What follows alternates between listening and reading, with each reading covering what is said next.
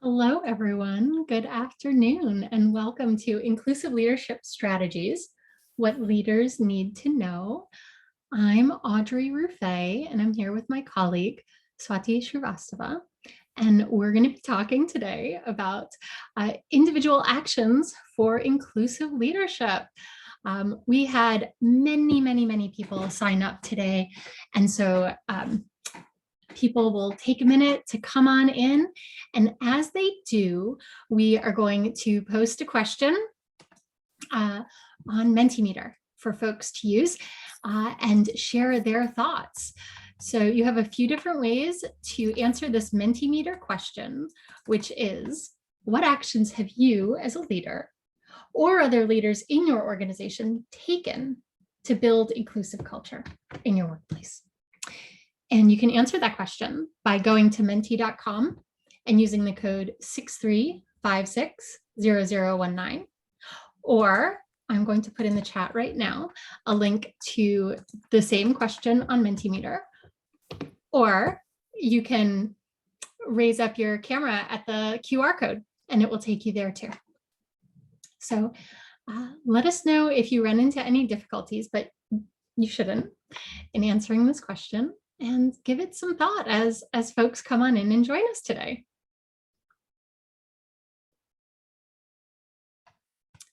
We'll give it about one more minute before we really get started.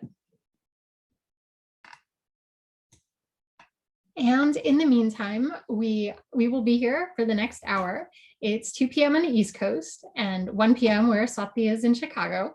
And we had folks sign up from time zones where this is not a lunch and learn for some folks. If the folks who signed up from New Zealand and England and Ireland can join us today, and I hope they can. But I hope everyone has whatever they need to sit down and have a comfortable hour, get your questions ready, and we'll get started. So let's jump on back and talk about what we're going to talk about today and who we are here in this conversation. My name is Audrey Ruffey, and welcome to our 2021 Summer Lunch and Learn series. As I mentioned earlier, I'm here with my colleague, Swati Srivastava, and we're from Mariana Strategies. We're a workplace culture consulting firm. We have offices in Washington, D.C. and in Chicago. And what we do is help organizations and businesses build inclusive, safe, and equitable workplaces. I'm thrilled. I just got a note in the chat. Someone is joining us from Scotland. Welcome. Great to have you here. Now, today's discussion is about individual leadership and inclusion. It's very much about the human connection here, but I do want to take a second to stop and look at the big picture when it comes to individuals and structural change. Individuals and their practices are necessary to make change, but they are not sufficient to see change at the institutional level, the structural level. What we're focusing on today, individual skills, such as building emotional intelligence, fostering trust on teams, even the hard look that we take at ourselves to ask, how inclusive am I really, are truly internal questions and interpersonal. This is the place we have to start for individual impact, but it's not enough. Our goal and our work at Mariana Strategies is to see change at scale within organizations and institutions. The journey may start here, but it can't stop here. This conversation is to spark the fire that drives individuals to implement the changes that create greater diversity within the executive levels of institutions, to see equal pay, to see true growth and change at that organizational level. But it takes people to do that. So that's why we're here. We're thrilled to have you. As I mentioned, my name is Audrey Ruffey. I'm the CEO and founder of Mariana Strategies. I've been in business for almost 4 years, certified change management practitioner, an attorney, and have 15 years of experience doing this and related work. And I'd like to take a moment to have my colleague Swati introduce herself.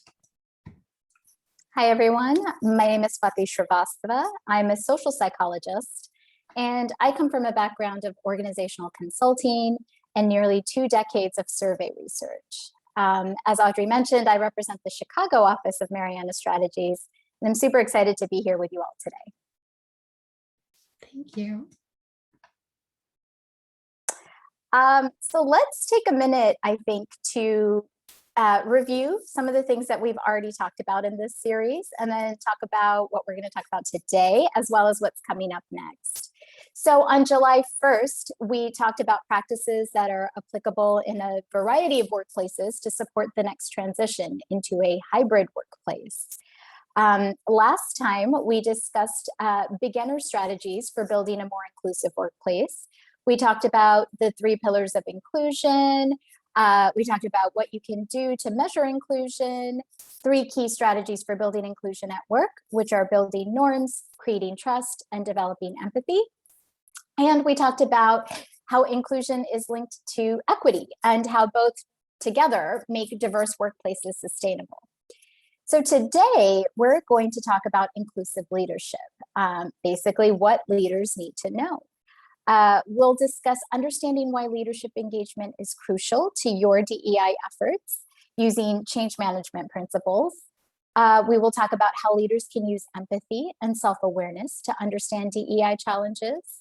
We'll discuss essential DEI communication skills of transparency, vulnerability, and accountability. And we will talk about applying inclusive leadership to critical organizational functions, such as recruitment, hiring, retention, measuring people against inclusive culture values, and ensuring performance reviews are bias-proof. We'll talk about equity in pay as well as inclusive culture. And in our next Lunch and Learn on October 7th, we are going to talk about the role we all play in making workplaces more inclusive and the importance of ensuring everyone is equipped to make change. As part of that, we'll talk about empathy as a skill for understanding harm and strategies for healing. We will discuss speaking up when we see something inappropriate, prioritizing impact over intent, and leaning into discomfort as a tool for growth. Also, just real quick, I want to remind everybody to be on mute. Thank you so much. And for those of you who are joining just a little bit later, I want to talk a little bit about what Mariana Strategies as a firm does. So again, we are a workplace culture consulting practice.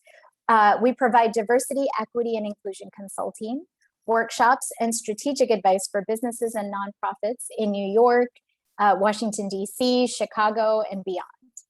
We do this through analysis, engagement, facilitated conversations, and we help organizations build and support equitable, inclusive, and safe working environments. Before we begin our discussion today, we'd like to hear from you about what actions you or other leaders in your organization have taken to build inclusive culture in your workplace. So if you just joined us, please take a moment now to either use the QR code or visit the Mentee site and use the code 63560019 and answer this question. What actions have you as a leader or other leaders in your organization taken to build inclusive culture in your workplace?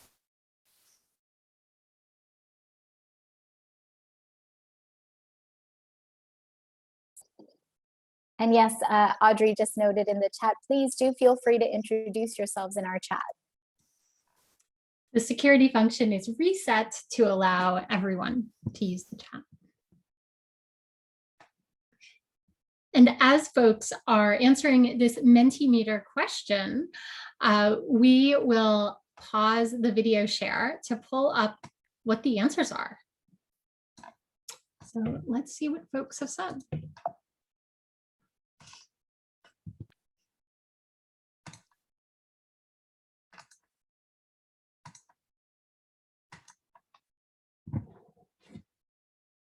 So let's see. We're hearing folks talk about checking their biases.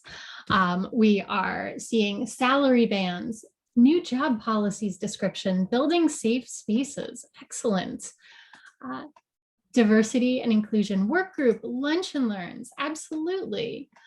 Full transparency on salary structure, benefits, the research behind those decisions. That transparency is such a significant part of this work. Treating everyone with respect, listening to all team members' points of view, ensuring that we include everyone for all of our training opportunities, as well as have constant morale events. So everyone feels welcome. That's wonderful. Certainly talking about what growth opportunities look like in an organization to ensure that we don't hire for diversity and fail to make an environment where people can thrive. The biggest thing I've done as a leader is simply having open conversations with our team. It's set a great stage to include all of our team members, pressed out the board to add more Black, Indigenous, people of color to the board, and instituted hiring practices that create more equity. For instance, experience equal to education. These are fantastic. Swati, anything sticking out to you here? No, I think they're all wonderful, and actions made by people who are truly invested in this work and interested in it. That's great. These are fabulous. Thank you. So let's talk a little bit about the context for today's discussion. What's the problem? If you guys are joining and you're involved and you're sharing these wonderful actions that you're taking, what we see in the research as well as in our work is a lack of connection to this work overall. And so in 2019, Gartner research found that diversity and inclusion was the #1 talent management priority for CEOs. But it also found that most DEI initiatives were ineffective. Only 31% of employees agreed that their leaders promote an inclusive team environment. Only 36% of diversity and inclusion leaders report that their organization has been effective at D&I initiatives. 80% of organizations rate themselves as ineffective at developing a diverse and inclusive leadership bench. And just a few weeks ago, a DEI in the workplace study by SurveyMonkey Research found that 51% of executives, all of whom identified as white in this particular poll, said that DEI initiatives are a distraction from their company's real work. So what's going on? Well, in the first place, diversity isn't effective without inclusion. And building inclusive culture, that requires some real reckoning and change, self-analysis, measurable action, accountability. And most importantly, DEI initiatives are not a distraction from work. They are the work.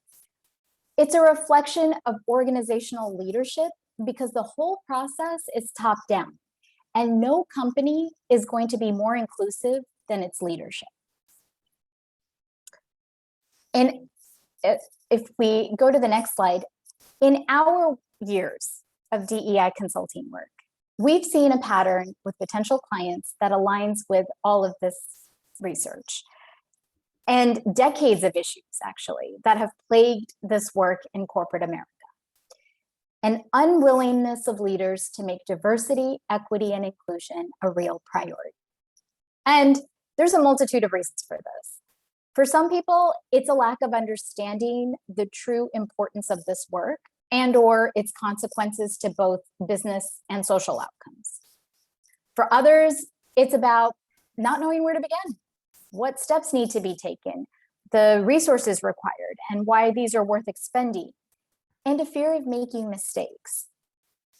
And finally, many leaders are just not able to make a personal connection to the work, assuming instead that DEI issues are for HR, employee resource groups, or only minority employees.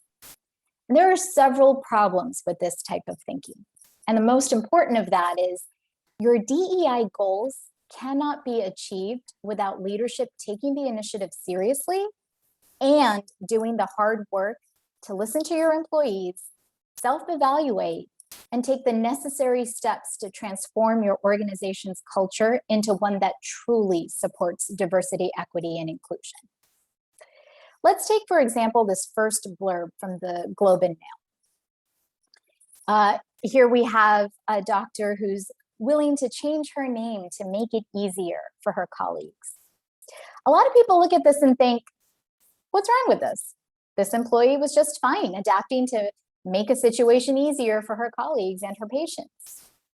What's wrong here is that this is one of those awkward diversity scenarios that most leaders prefer to just leave as is and walk away from because it's easier for them. In the first place, calling a name difficult to pronounce is both insulting and ethnocentric.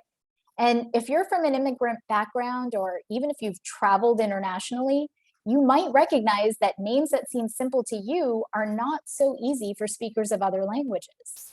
So walking away from this and other tough issues like it sets a cultural norm that doesn't anchor inclusivity.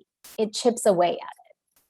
So what could one do in this example? And please feel free to share in the chat. What we would say is, in this example, a leader who is truly dedicated to DEI would thank the employee for their offer to make things easier, apologize if it's taken the leader, him or herself, some time to learn the name, and emphasize the importance of getting it right. Right for the employee, right for the leader, and right to set the right example for your workplace culture. We're going to chat a little bit more about shifting away from this culture of employee mirroring and towards a culture of employee authenticity. Another big function of leadership's role in building inclusive culture is power and responsibility. Assuming that only minority employees in your organization are responsible and or equipped for building inclusive culture is not only a mistake, but can actually backfire on multiple levels. First of all, this assumption tokenizes your minority employees. It's insulting to their actual skill sets, and furthermore, puts an undue burden on them for challenging work they may or may not be interested in. For example, a person hired for a strong sales record wants to focus on sales, not necessarily become your DEI expert. And yet, so many women and people of color begrudgingly agree to take on this added burden because they feel compelled to help the organization make progress on DEI issues. It's neither fair nor very logical. Imagine two islands. One has people, wood, and tools. The other island has a few people. Both islands want a bridge to get those few people across. But the island with the wood and tools says, hey, we want you over here, so build yourself a bridge. See you soon. If Leadership Island truly wants equity, they need to start laying the foundation for that bridge.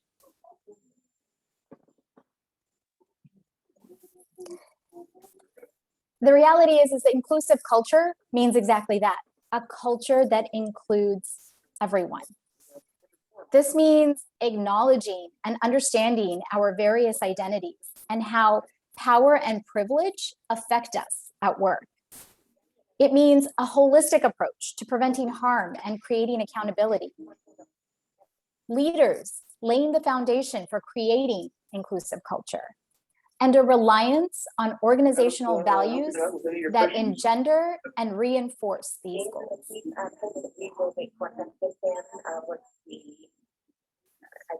Just a quick reminder again to make sure that you're on mute, please.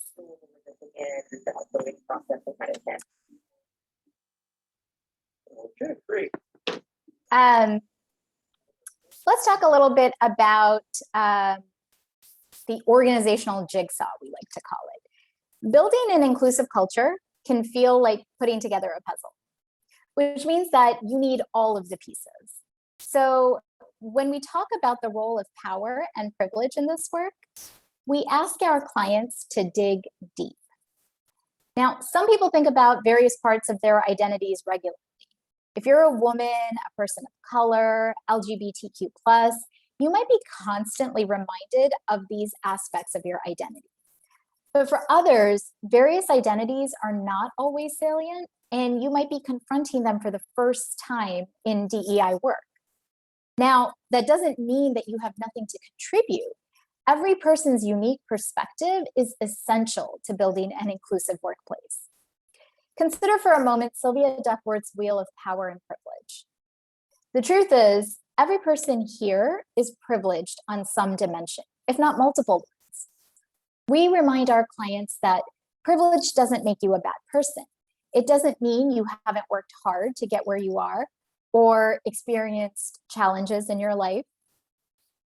What it does do is afford you an opportunity to be an ally to a person who feels marginalized on a dimension where you might hold some power. This is challenging and ongoing work.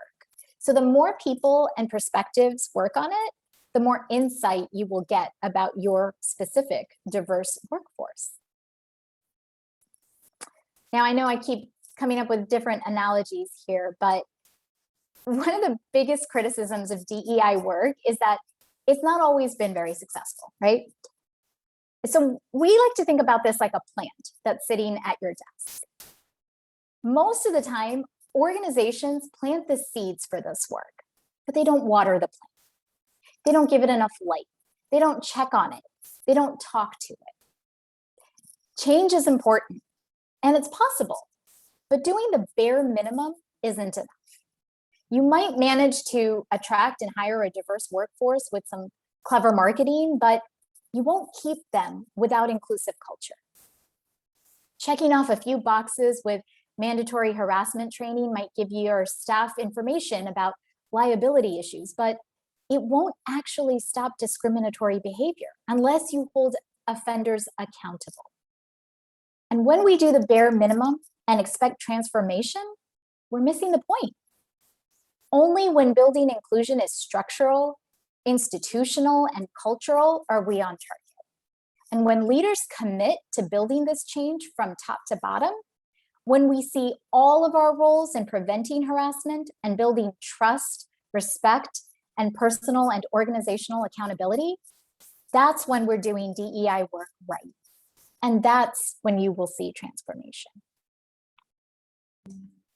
I love how you put that when it comes to the structural, institutional, and cultural, and how dynamic that is with all the individuals who are involved. I want to come back to this idea that we're working together and we're working to change institutions, and it takes all these different pieces, and it is the work, right? You know, we like to focus on the idea of inclusion, but we haven't, I don't believe, yet defined it for this group. And we use a shorthand here in the office that really focuses on 3 topics. A feeling of being valued, right? That you're here and respected for the unique qualities that you bring, right? You are not a unit of labor, right? You are someone special in your workforce. You're trusted, and that's another part of it, right? You're not micromanaged. You've been hired to do a job, and you're equipped to do it, and you are given the range to do it. Right. And then finally, that you're able to be yourself, your real self, your authentic self at work. Not for show, not like a dog and pony show, but like who you really are. You can feel comfortable so that you can focus on what you're there to achieve. And that is measurable, thankfully, and something that we're able to focus on in our work. But in order to get people to a place where they feel that in the workplace, many factors will impact whether an organization is felt to be inclusive by its employees, right? What are its policies, its practices? We saw so many really great practices in the Mentimeter responses, right? We saw things around pay equity, around stretch assignments for growth for individuals, other things like culture, climate, mission. But research done by Juliet Bork and Andrea Titus, who are both at Deloitte, found that it comes down to leaders. What leaders do. They find that the actions and the words of leaders makes up to a 70% difference as to whether an individual reports feeling included. So this is the linchpin. The more people feel included, the more they speak up, the more they go the extra mile, the more they collaborate, which lifts organizational performance. We don't talk about a business case for DEI. It's not about making more money, but there sure is a performance case. And that's what we're talking about here, right? This is a situation where change management principles truly apply. Maximum change will come when leadership puts time, money, energy towards achieving this desired change, which is a workplace with equitable opportunities for growth, where everyone can thrive. And at a personal level, leaders who are aware of the need to be inclusive have a desire to achieve a more inclusive workplace, build their knowledge base when it comes to inclusion, put it into practice. And the ones who do this are the ones who are doing the work, falling down and getting up again at a personal level. Titus and Bork found that there were signature traits shared by inclusive leaders. And they were these 6 items. The first being a visible commitment, where a person articulates an authentic commitment to this work, to diversity, equity, and inclusion. They challenge the status quo, hold others accountable, make it a personal priority. Now, I can rattle off those words, and it seems like as easy as, ticking off what you're picking up at the grocery store. And it's not. We've worked with leaders who have had to face sad and difficult moments where they have failed to address issues of deep pain among their colleagues, whether that was around police brutality, whether that was around gun violence and hate crimes. But a moment where you don't think you can find the words as a leader is the moment you have to find the words. And walking that walk, making that your practice is significant, and it connects really strongly to the second trait, just humility. Being modest about capabilities, admitting mistakes, creating the space for others to contribute. Leaders know they don't have all the answers or all the perspectives, and it wouldn't work if they tried. But opening a space for others to lead and to say, I can do better, I can grow on this is significant, which leads to the topic of awareness of bias. Knowing that you have personal blind spots, knowing that there are flaws in a system that you are committed to tackling. A curiosity about others, which is demonstrating an open mindset, self-awareness, and we'll talk a little bit more about building those skills, listening without judgment, and to understand the folks around them by really demonstrating empathy. Having a cultural intelligence. So being attentive to others' cultures and adapting as required, because it isn't, as Swati mentioned earlier, this isn't about assimilation, right? This is making a space where there is room for everyone to be their authentic selves, right? And finally, effective collaboration, empowering others, right? What's the opposite of feeling trusted at work? It'd be micromanaged, right? So paying attention to topics like psychological safety, focusing on team cohesion. And this is a long list, right? And something that Bork and Titus get asked a lot is, okay, what's most important? And they say that if you had to choose one and it's the leader who's asking, it's commitment. Everything flows from there. It's really hard to be able to do this work without saying, I know that I'm going to make mistakes, but I can only get this right if I keep trying, right? There's a note in the chat about leaders overestimating how approachable they are walking around, seeing and speaking to people. People open up in different settings and note who is not speaking up. It's a really important insight and something that all of us can apply. So while we've been talking about buy-in from the top and the height of leadership in an organization, what we also want to say is that in this work, middle managers actually seem to have the greatest impact. And I I don't like the term middle managers. It makes it seem like it's a way station for going somewhere else, when really there's tremendous impact, both in every direction within an organization by the folks who are in this position. So something that's significant and found here by work that was done at the Wharton Insights Lab at the University of Pennsylvania's Business School, and a report that we'll be linking to, which is improving workplace culture through evidence-based diversity and inclusion practices. So the authors of this report are Stephanie Creary, Nancy Rothbard, and Jared Scruggs. What they found and what they were looking for was which DEI practices drive outcomes. So what is actually effective? And they identified 7 different practices. Those are the ones you see up on the screen, and 12 different outcomes. Those outcomes might be employees feel included, employees feel accepted, that the climate is inclusive. And what they found was the practices that had the greatest impact on inclusive climate, on effective commitment, so a sense of emotional connection to an organization, alignment with goals, a sense of belonging, a sense of going above and beyond for one's work, and respect, were actually these 3. They found that when it comes to building inclusive climate, respect, helping behavior, belonging, and effective commitment, it's these 3 things: your policies, your manager involvement, and your mentorship and sponsorship. Is anyone surprised by that? What the authors found was that the people best positioned to drive this work was middle managers, because they're the people who are in close relationship with the employees, right? So leadership can set that tone and tell people that this is a priority. But when it comes to implementation, who's doing the work? It's the middle managers. They're typically the people that senior leaders look to implement these strategies.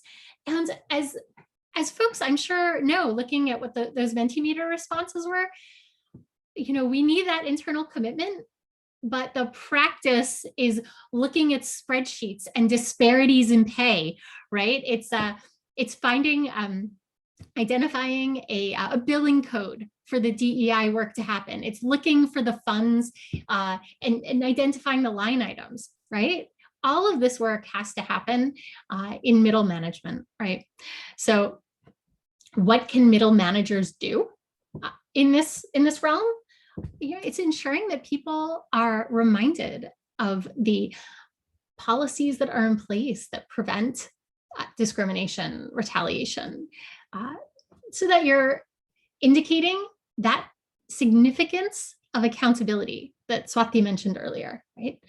Checking in regularly with employees who are from underrepresented groups, having open communication between managers and employees about diversity and inclusion. And this is something that we talk about quite a lot in our work, that we can't come in and do a workshop and expect it to be done. It has to be consistent communication, checking in on how we're doing when it comes to building trust, building psychological safety. Ensuring that there are practices that incorporate a variety of demographic differences when we're talking about diversity. So there is so much that managers can do, even if they are not at the top of the organization. And that's something that we think is truly significant for this conversation, right? Swati, anything you would add about that? No, I think this is exactly on point with the work that we do and what we see with our own clients. So a lot of what we've talked about so far has been what inclusion looks like from an internal perspective, from my perspective, what I carry as a leader, as a white woman, right? And what's important about that is taking some time to talk about the work of Dr. Sawa Rahim Dillard. And this is, if there was one thing that I want you to take away from this, it's the hard look at oneself that we can take by using her research. So what she does is speak with mid and senior level employees who identify as Black, Indigenous, or people of color. And this is across industries. And what she identified was a workplace, what she calls a workplace impression management strategy called mirroring. Is anyone familiar with this concept of mirroring? You can raise your hand or put the hand up in the on your avatar. The idea is that mirroring is a process that happens between people where employees are grappling with reflecting, constructing, mimicking, portraying what professional looks like in the workplace. And we all do this, right? In different ways and to different extents in our workplaces. And what Professor Dillard says is that this is done to serve a number of complex goals, to signal allegiance to their managers, to defy negative stereotypes, to respect the ethos of their culture, to propel their careers.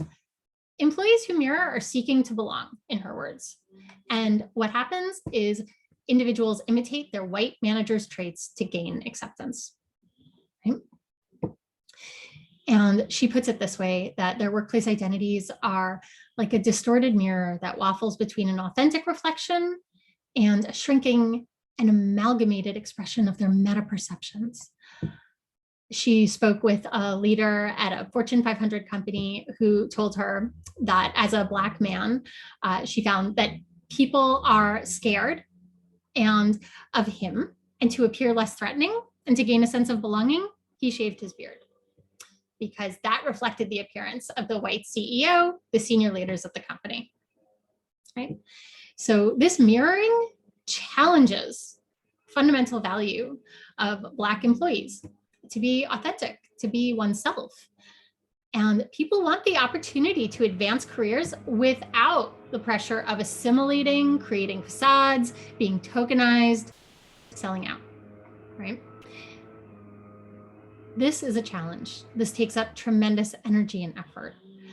And where she sees a gap is in bridging. And in her work assessing the cultural competence, which is the ability to bridge, of over 100 white leaders who are manager level and above, found that nearly 90% severely lack the ability to bridge and authentically connect with people who are different from them. And that these white leaders failed at building trusting relationships, were not skilled at leading inclusively, and were unable to facilitate positive interactions that give a sense of belonging and equity. Okay. And that is a challenge. She also talks about the idea of bonding. And in her words, this is the seldom discussed, destructive, and inequitable behaviors of some senior level Black, Indigenous, or people of color leadership. And these are individuals who do not authentically bond, do not authentically bond with other employees who are people of color, who see them as assimilated, tokenized, handpicked to assuage the sensibilities of white people.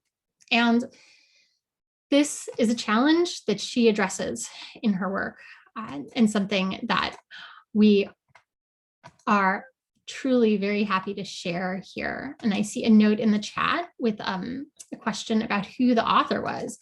Thank you, Swati, Dr. Salwa Rahim Dillard. And we will be sharing resources, including a link to the article where this work comes from and a leadership self-assessment that she developed. We want to think for a moment, and I don't expect you to be able to read what's up on the screen, but I want you to have it for reference. It's from a report from the think tank Catalyst on the day-to-day experiences of emotional tax among women and men of color in the workplace. And this research, while it was published in 2018, reflects much of what Dr. Dillard is talking about, where individuals who identify as Black, Asian, Latinx, or multiracial report being on guard because they anticipate bias in the workplace. And one example that was given Here, it says, before a job interview, I changed the appearance of my hair to make it look more like the hair texture or style of the majority people at the company. That is from Ty, who is Latino and white, male, age 27, senior level executive. What are the costs of these inequities? It's like people don't feel safe to speak up. People don't feel safe to be themselves. And so we ask, whose work is it to create an atmosphere where people are able to be themselves? And we certainly believe that is the work of leadership. And that's why we are sharing with you, we'll send it by email afterwards today, a link to the inclusive leadership self-assessment that Dr. Dillard created. And the idea is that you can use this to facilitate really courageous conversations about the workplace and about workplace leadership. The idea is that engaging in self-reflection will allow you to identify the answers to questions that require bravery, self-awareness, honesty in work with others. When we do this work, the questions that we ask are, what tools do we need to get to a place where we are truly inclusive in our leadership? And when we do that, we are usually talking about emotional intelligence. So let me ask by a show of hands, how many people have done work on emotional intelligence in their workplace, in their careers, in their personal lives? Anyone? Okay. Eva, Jessica. Okay. Heather, I see your hand going up. Okay, great. So some folks, Charisse, wonderful, have done some of this work, and we'll be sharing a resource after this, which really focuses on using the tools of emotional intelligence in the workplace. Folks are probably quite familiar with these 5 topics that are up here, but the ones that we find to be most significant in the work that we do on building inclusive culture really focus on self-awareness, empathy, and social skill. And empathy before all, right? The idea being that if we have the ability to understand our own emotions and then their effect on others, to be able to talk about strengths and weaknesses, knowing that people have different experiences, it's the capacity to understand what someone is experiencing from within their frame of reference. It cannot be overstated how important this is in doing this work.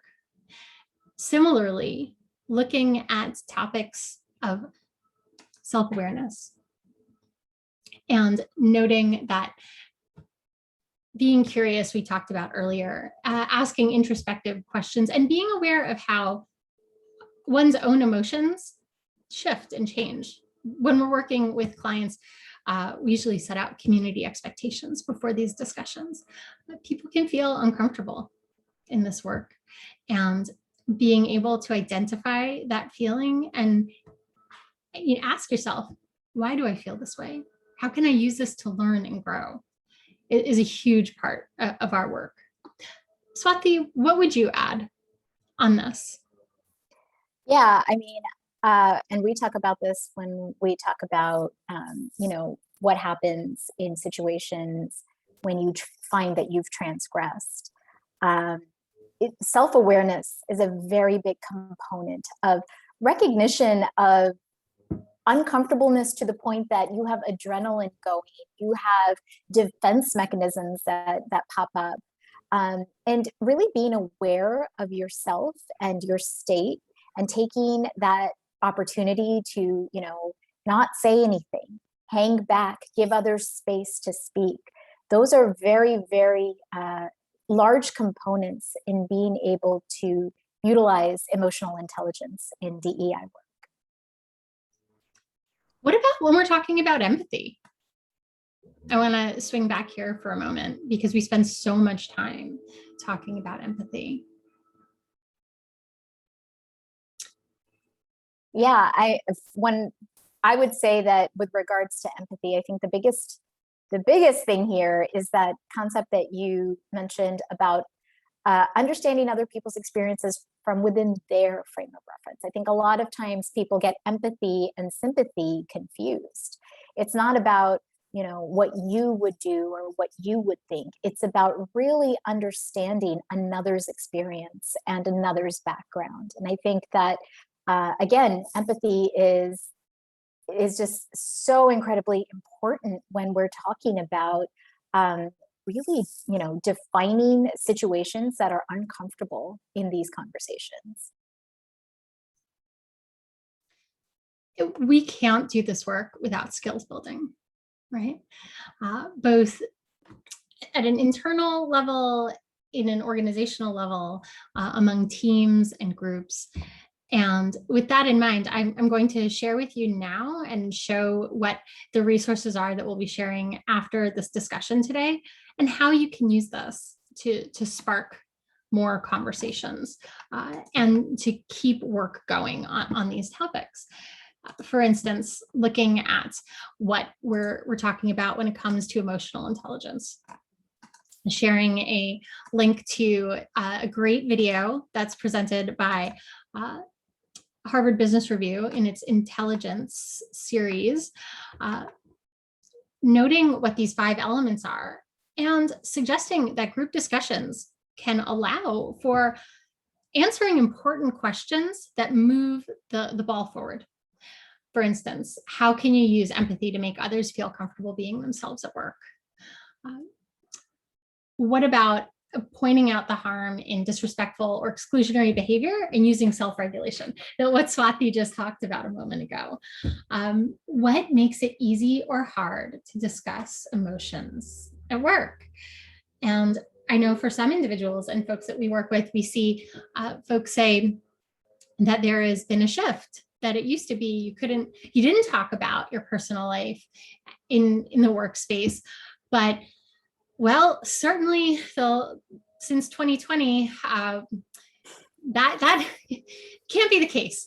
I don't think we want to go back to what it was like before, but the idea that emotions are part of our lives, that what happens outside of work affects who we are at work, and having the tools to be able to address that is important. Not least of which is the fact that people are deeply affected by issues that connect to exclusion in work, outside of work. And this is a really important thing to be able to be conversant about. And Audrey, I think the most important part of what you just said was the fact that this is skills building. These are things that we get better at with practice. And these are things that we all continue to work on and are just open-minded with in regards to DEI work. Saying that you have achieved emotional intelligence isn't really the point of this work. So, if this is unfamiliar to you, it's not anything to be intimidated by. It's certainly something that each and every one of us can get better at. Absolutely. These are not personality traits, they're skills. And as I mentioned earlier, the self-assessment that Dr. Dillard created, we've taken the materials and created something that you can score yourself on, add your comments about when you're looking at these questions, and then identify what you need to do to make that change. And not just leave it as an assessment, but as a blueprint for action. So you can look at the format here of the questions that she asks, like the one at the bottom: how do you empower the voices of others and work to involve others in decision-making processes? And she's specifically talking about individuals who identify as Black, Indigenous, or people of color. And gives specific examples of what a low ability looks like. For instance, heeding only the viewpoints of senior leaders, instructing individuals who are Black, Indigenous, or people of color on how to lead, appraise, and promote members of their team. All the way to that high ability, which encourages BIPOC individuals to lead and appraise their teams with autonomy. Again, trust versus micromanagement, right? So we absolutely love this tool as something that really encourages people to ask hard questions. So we will be sending that afterwards, and do let us know if you have questions as we're pulling this together. In the meantime, and I'll show you right here what materials are forthcoming. It is How Inclusive is Your Leadership? The Wharton Applied Insights Lab research, so that you can see what is effective in diversity and inclusion practices. The EQ model that we have developed based on Daniel Goleman's research, and Getting Serious About Diversity, another article from Harvard Business Review that we're particularly fond of. So we are saving time for questions and want to make sure that we've done that. We know folks here are doing quite a lot of work when it comes to building inclusion, but we do have a few minutes for questions if folks have them.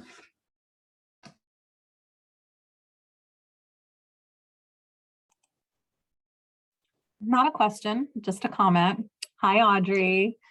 Hi, I have to, so Audrey and I went to school together. I have to say, I've been attending your Lunch and Learn series wherever I can. And today was so incredibly impactful. And I've been through so many different executive education programs and certifications and all of these things. And a lot of what I hear can feel repetitive, but today, the content that you provided, it felt so tangible to me. It felt so actionable and really insightful. The idea of how individuals connect on different levels with folks who they feel different from, that changed the way that I'm thinking about how to engage my, we hate the term mid-level managers, but the way to engage them, it just opened up a whole other arena in my mind of how to better equip them to be stronger leaders and to foster inclusive culture amongst their teams. So thank you so much for this. It is our pleasure. Thank you. Did anyone else have that sense of this is a different way to look at things or a new angle? And how might you apply it?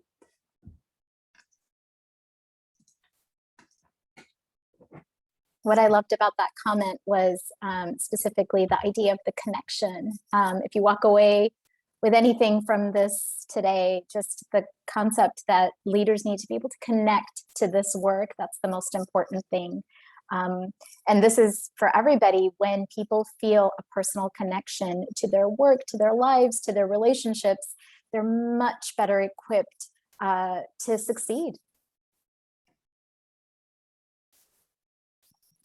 That's absolutely at the heart of our work.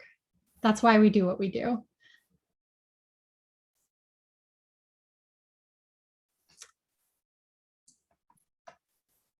Any other questions or comments?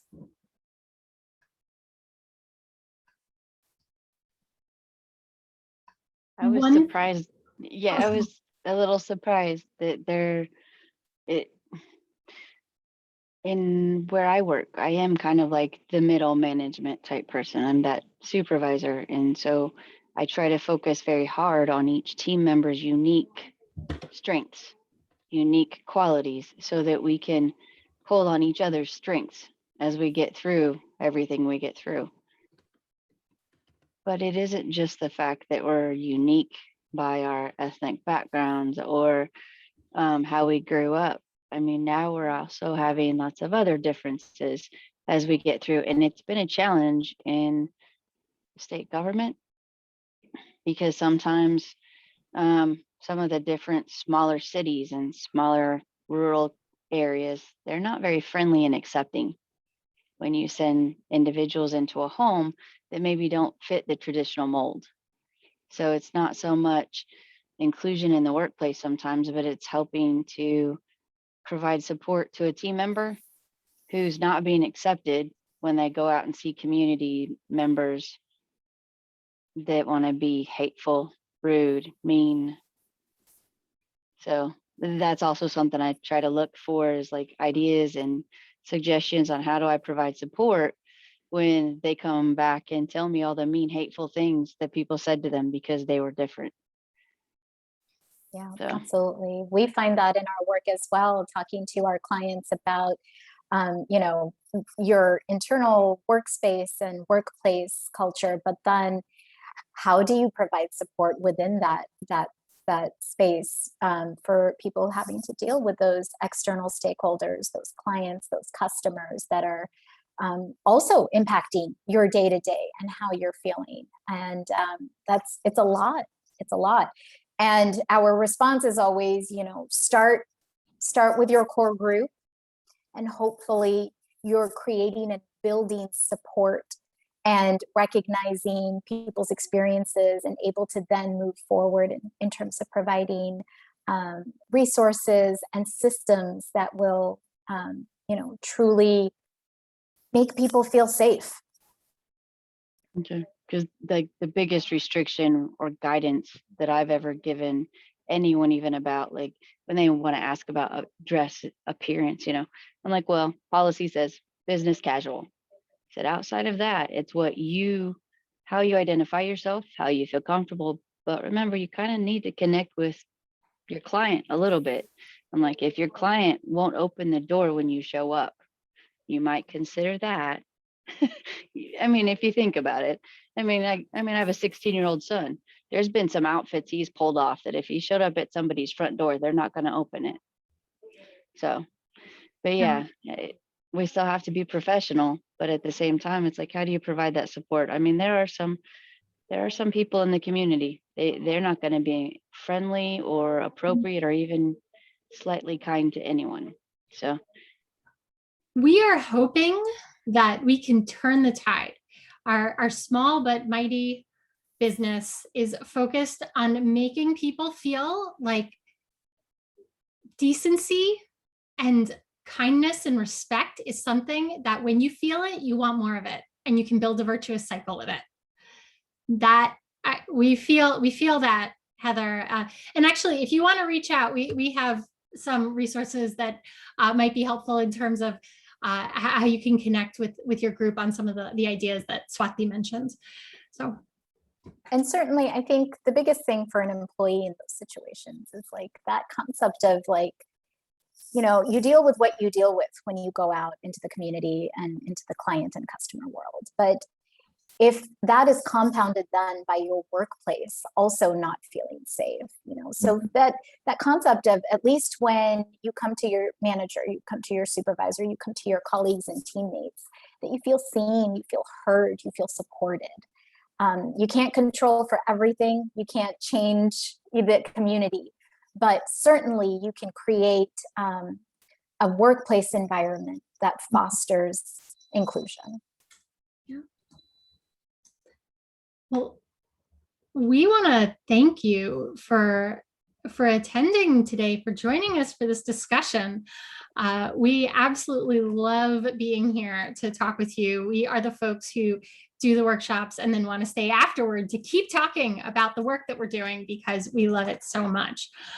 So what we want to do and share with you now is a quick poll for those of you who might want to provide feedback, and then also a link to our Instagram, our LinkedIn, and the things that we share that are in that space that you might enjoy. So thank you for joining us today. Any last words, Swati? No, thank you all. I found this to be, I found the discussion at the end to be very, very helpful and insightful. So thank you all for joining. We hope to see you next time. That's right. Have a great afternoon or evening in Scotland. Bye, everyone.